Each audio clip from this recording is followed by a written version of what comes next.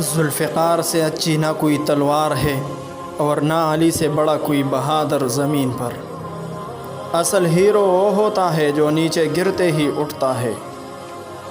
مجھے موت کا ڈر نہیں، لیکن وہ آخری سانس میرے لیے حرام ہوگی جس سے پہلے کہ میں ہتھیار ڈال دوں۔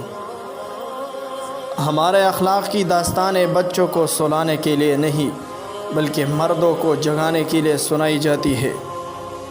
جہاں انسان جاتا ہے اس کا رزق پہلے پہنچ جاتا ہے۔ خیانت اور دھوکہ دہی سے کوئی کامیابی حاصل کرنے کے بجائے موت کو ترجیح دیتے ہیں۔ محترم سامعین کرام، اس ویڈیو میں ارطغرل ڈرامے کے مشہور ڈائلاگ آپ کو سنائے جاتے ہیں۔ آپ سے درخواست کی جاتی ہے کہ آپ بھی ہمارے اور کنگڈم چینل کو سبسکرائب کر کے ہماری بادشاہت کا حصہ بنیے۔ شکریہ۔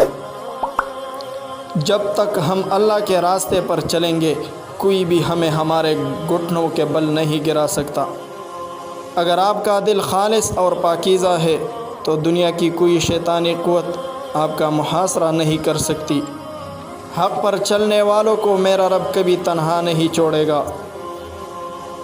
ہمارے دشمن کی طاقت ہماری بہادری کی علامت ہے۔ اگر تم نے دشمن کو اپنا وطن ہی نہیں بلکہ ایک پتھر کا ٹکڑا بھی رکھنے دیا تو مصائب ہم پر آ پڑیں گے۔ میں غدار کو معاف نہیں کروں گا، چاہے وہ میرا بھائی ہو۔ اس گھوڑے پر سوار ہونے کی کوشش نہ کرو جس پر قابو نہ پا سکو۔ تمام جہان بھی اگر ظالم ہو جائے تو ہم ظلم سے ڈرنے والے نہیں۔